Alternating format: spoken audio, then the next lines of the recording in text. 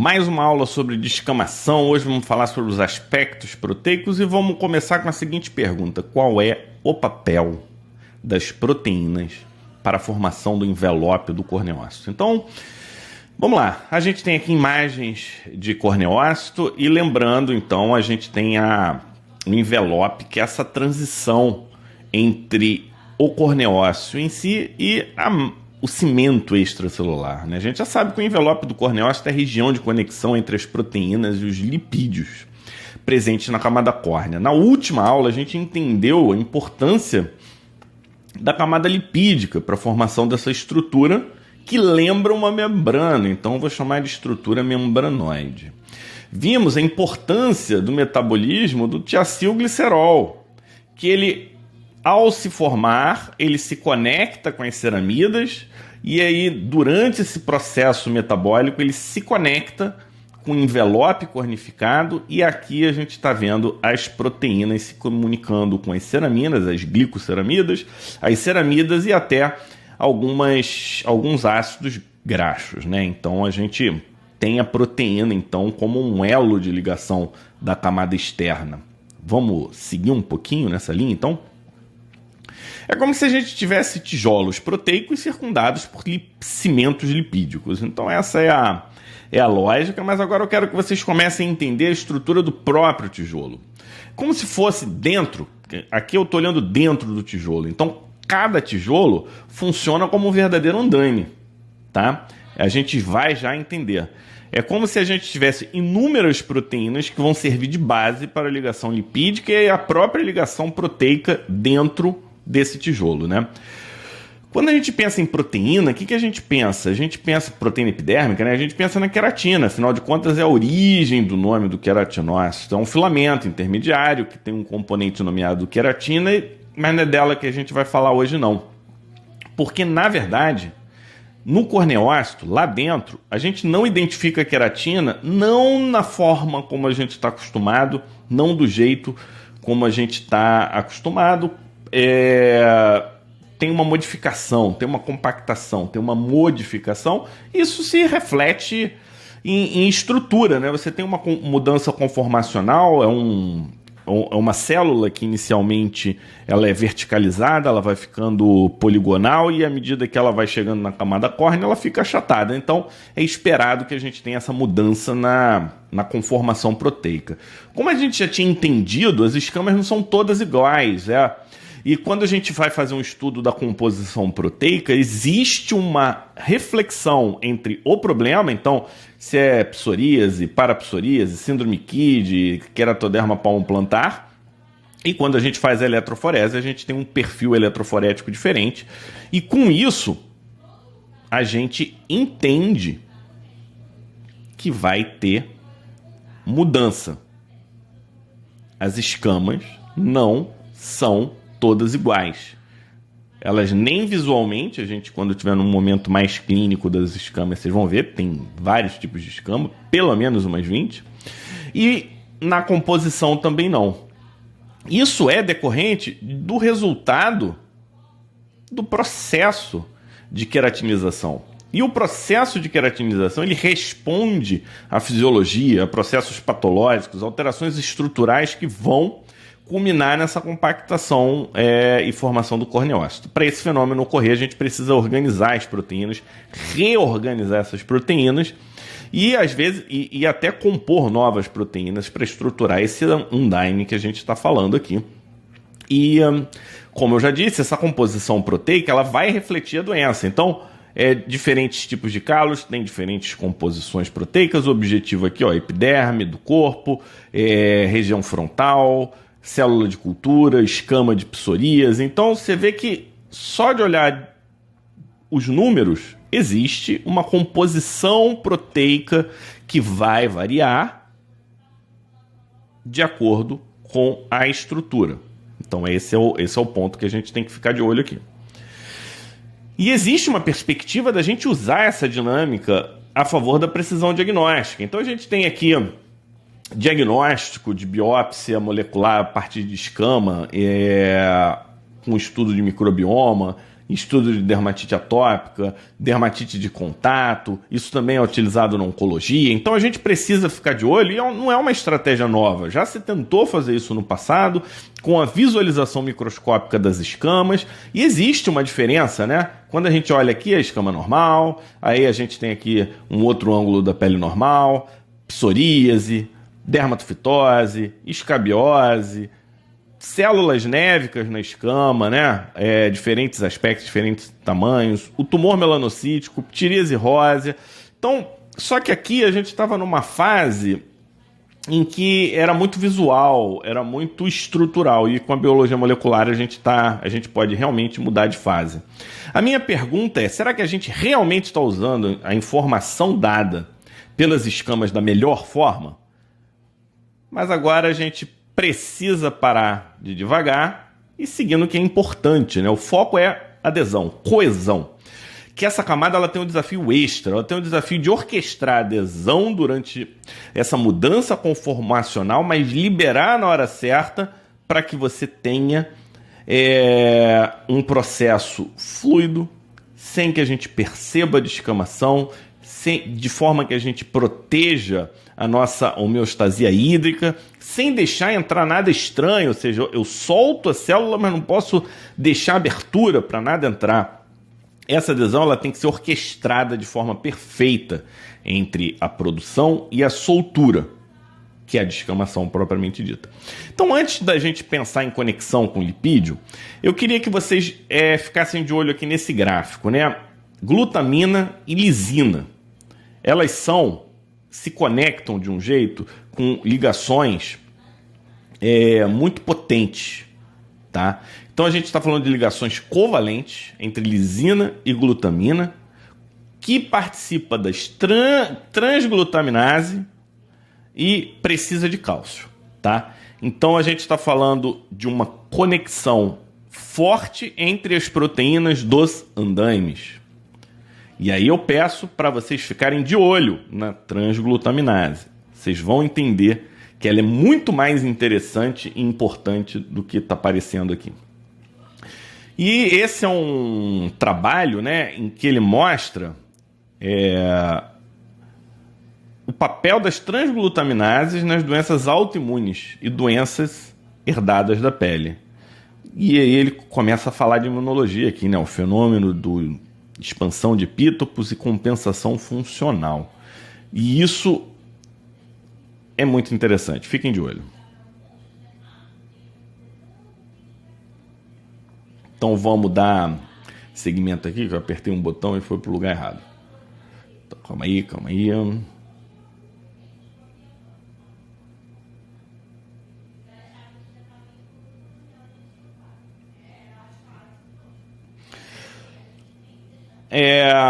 Em cima das transglutaminases, eu tirei meu rosto para vocês poderem ver o slide todo. Existem 8 tipos de transglutaminases, dividido em diferentes tecidos, né?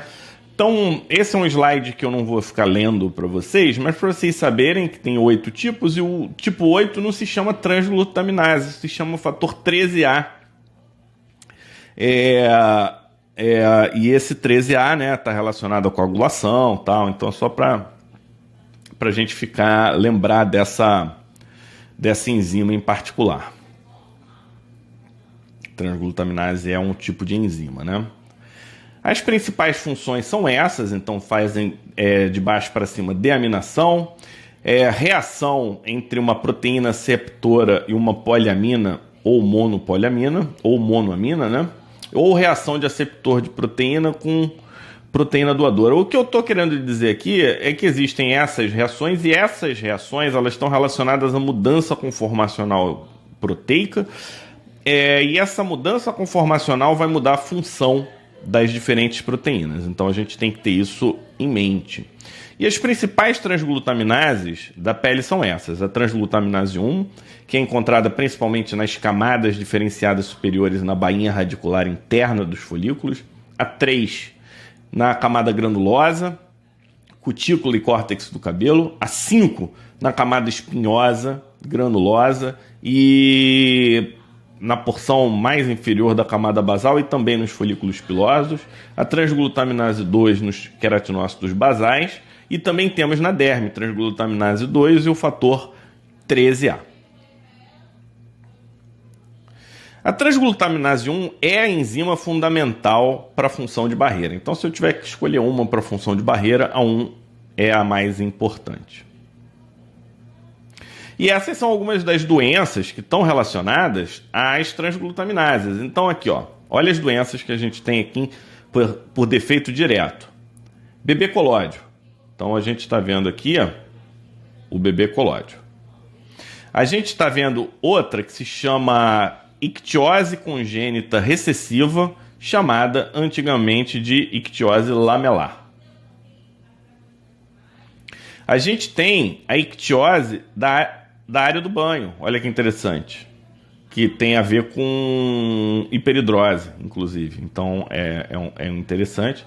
Tem o bebê colóide alto que melhora sozinho, e você tem o bebê colóide acral, ou seja, quando você tem o bebê colóide só na mão. Então aqui a gente está falando de algumas situações clínicas relacionadas à transglutaminase. E esses são os fenótipos clínicos. E lembra que eu disse para a gente ficar de olho nessa proteína, nessa enzima? Aqui está a verdadeira conexão com glúten. Olha o que acontece, né? O glúten ele é um complexo proteico. Dentre essas proteínas, a gliadina, ela se liga a um complexo transglutaminase do intestino, que é a transglutaminase 2, principalmente. E aqui isso vira um alvo imunológico, que é quando que leva à perda da tolerância ao glúten. E aí você tem as manifestações relacionadas ao espectro, né, de doença enteropatia sensível ao glúten. A gente sabe que é um espectro que varia desde subclínico, lesões, sintomas inespecíficos, até quadros diarreicos graves. Quando você tem expansão de epítopo e reação cruzada, você para de agir na transglutaminase 2 e começa a ter alvo na transglutaminase 3, sempre com IgA, e aí você tem as manifestações dermatológicas, e aí a gente está falando da dermatite herpetiforme como manifestação de doença, tá? Algumas pessoas acreditam também num espectro aqui. E existe também a ataxia e neuropatia periférica, que é a neuropatia induzida pelo glúten, e aí aqui a gente está falando da transglutaminase 6, também por conta dessa expansão de epítopos e reação cruzada. A transglutaminase é a enzima chave dessa conexão intestino-pele, no caso do glúten, né? E aqui a gente está vendo as lesões da dermatite herpetiforme, as vesiculosas clássicas, todos conhecem. As púrpuras digitais, elas não são tão lembradas. Aqui a gente vendo então o depósito de IgA na papila e coloração mostrando aqui a transglutaminase 2, o anticorpo na transglutaminase 2, e outra imagem aqui mostrando essa conexão. E eu acho isso muito legal, muito interessante. Depois vocês comentem aí se vocês gostaram. A transglutaminase 1 é quem realiza a ligação cruzada, então, entre a lisina e a glutamina. Decora esses dois aminoácidos, eles vão ser muito importantes.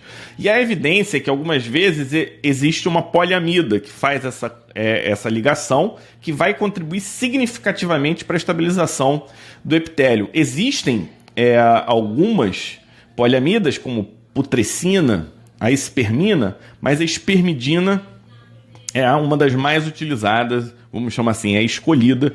E para quem está ligado em suplemento, a espermidina tem sido está muito em voga, né, como suplemento. Então, está aí uma justificativa cutânea para isso. Voltando então para o andaime do corneócito, né, que elementos proteicos a gente está falando aqui? Então, do que a gente está falando?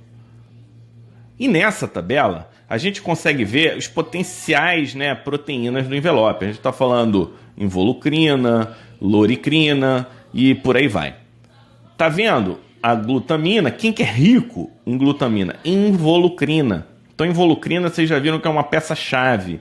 E lisina está distribuída em todas essas proteínas. Então, a involucrina tem se mostrado como uma proteína-chave. A gente está falando, então, que é um complexo de andaime dentro. Então, cada tijolo é como se fosse um complexo de andaime. Então, a gente está trazendo essa analogia para você.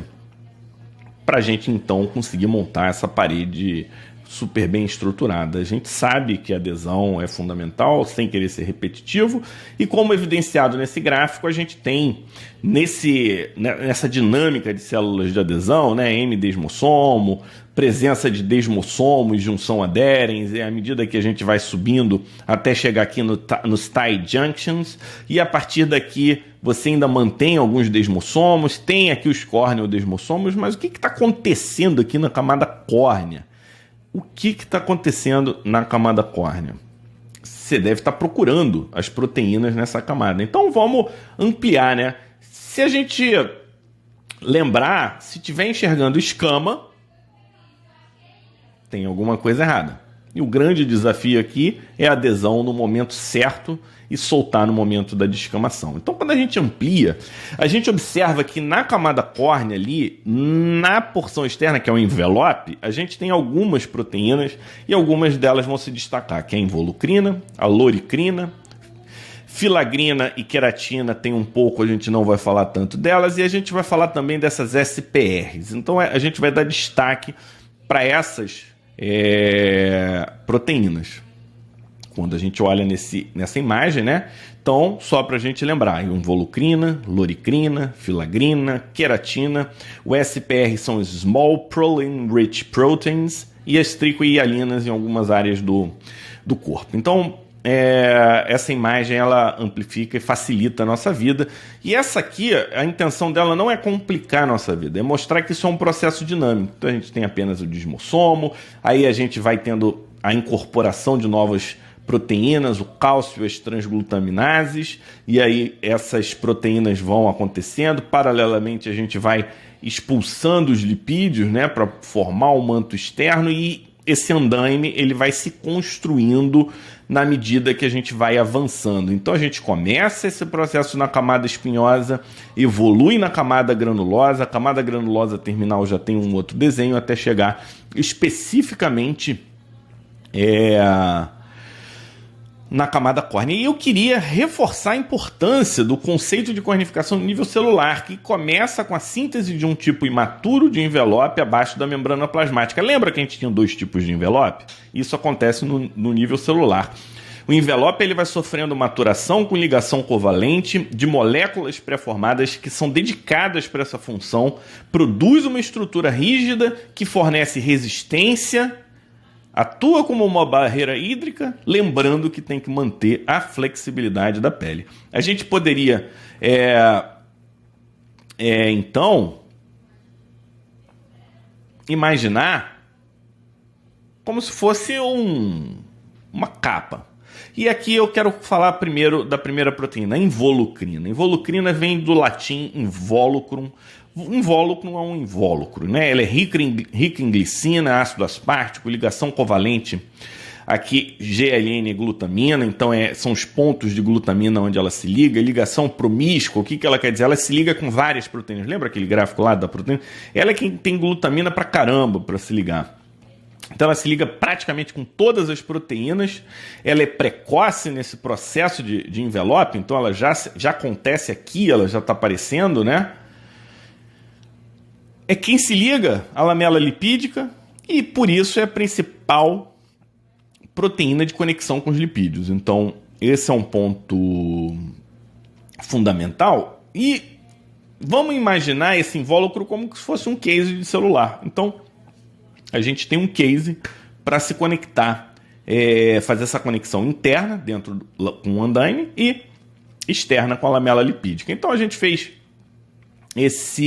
essa versão do gráfico em que a involucrina é essa faixa, ela se liga às ceramidas, ela se liga às queratinas do corneodesmossomo, ela se liga à loricrina direta, ela se liga a small proline rich proteins, então ela é a verdadeira ligadora, né, em todo esse processo.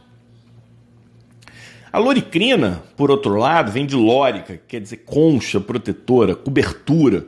Ela é a mais presente, né, dessa região. Ela compõe 85% da região. Ela tem duas grandes regiões, essa de glicina, serina e cisteína, que está aqui. E ela tem os pontos de ligação, né, da transglutaminase, que estão marcados aqui, glutamina e lisina. Loricrina é o principal alvo de ligação covalente da própria proteína. Então elas se ligam muito e se ligam muito às SPRs, tá? SPR que fala. Além delas se ligarem a essas outras. Então ela faz algumas conexões. Quando a gente observa aqui nesse gráfico, loricrina está aqui. Então ela forma essa massa, é como se ela formasse a casca. E em cima disso, eu faço a pergunta: por que a gente não tem uma pele dura igual uma casca de siri, ou então igual a nossa unha? Isso tem a ver com a conformação, e eu queria que vocês entendessem. Os pontos de ligação são os pontos rígidos, e você tem essas porções variáveis entre os pontos de ligação, e isso é o que permite a flexibilidade. Eu estou sem meu vídeo, deixa eu voltar aqui para mostrar. Isso é o que permite a flexibilidade entre as proteínas, e isso é bastante interessante. E essa é uma característica, então, tem a rigidez das ligações covalentes com a flexibilidade da porção vermelha. E muitas vezes com as SPRs no meio do caminho. Então, esse é um ponto bastante interessante. De novo, as analogias, é como se ela fosse um Shrek, né? Ela tem que ser rígida, brava no momento certo, mas tem momento que ela precisa ser delicada e gentil. E para ela ser delicada e gentil, ela vai precisar de quem? De uma Fiona da vida, vai precisar de uma princesa. E, nesse sentido, quem que é a nossa Fiona, quem que é a nossa princesa? São as SPRs, Small Proline Rich Proteins, né? Que são ricas em prolina, como o próprio nome diz. Tem subtipos. Esses subtipos, o que varia o subtipo, são essas regiões ricas em prolina, que funcionam um pouquinho, né, com essa flexibilidade, e tem esses rabos ricos em glutamina e lisina, que são os pontos de ligação, viu? Como são aminoácidos. E é um importante substrato das transglutaminases. Se voltarmos para um outro tipo de analogia, é como se elas fossem os Legos. Elas conectam, então, aqui seriam as SPRs, e aqui a gente teria, então, por exemplo, as loricrinas. Então, essa é uma outra analogia. E o que acontece? Quando você tem pouco SPR com muita loricrina, você tende a ter uma pele mais rígida, como a do tronco. À medida que você vai aumentando a quantidade de SPR, você começa a ter mais flexibilidade do tecido, como no lábio. Então, essa proporção é um dos pontos que está relacionado à rigidez. Os subtipos, só para saber que o subtipo está influenciando o nível de rigidez. E aí vem um ponto, uma aplicação clínica. Então, quando você tem uma modulação da expressão do subtipo e da quantidade, você vai mudar a flexibilidade da pele. A gente está falando de retinoide, AMP cíclico, interferon gama. Olha aqui o sistema imune influenciando. O envelhecimento deixa a pele mais rígida. A radiação ultravioleta deixa a pele mais rígida. Está aqui uma conexão que é um dos pontos, né, do Dermato Expert. Trazer a conexão entre a fisiologia e o que a gente vê na clínica. As propriedades mecânicas do envelope cornificado, camada córnea, respectivos epitélios variam dependendo do tipo e quantidade de SPR, que são expressos no tecido. E assim, ele está relacionado à adaptação do tecido a uma função específica. Ele ser mais rígido, por exemplo, pode fazer parte desse processo. Da mesma forma, propriedades mecânicas dos envelopes podem ser alterados por doenças, processos de cicatrização, ferida, envelhecimento e o próprio estresse ambiental. O que a gente viu nessas duas últimas aulas foi o que permitiu a gente migrar do ambiente aquático para um ambiente terrestre. E isso acontece por causa da nossa camada córnea. E na próxima aula, a gente vai ver a camada de transição, que transforma literalmente as nossas células em zumbis. É a camada que muda uma célula que tem metabolismo para uma célula desconfigurada, deixa de ser célula, vira corneócito e é a camada de transição, que vocês já devem saber, é a camada granulosa. Então, espero que vocês tenham gostado dessa aula, comente e até a próxima.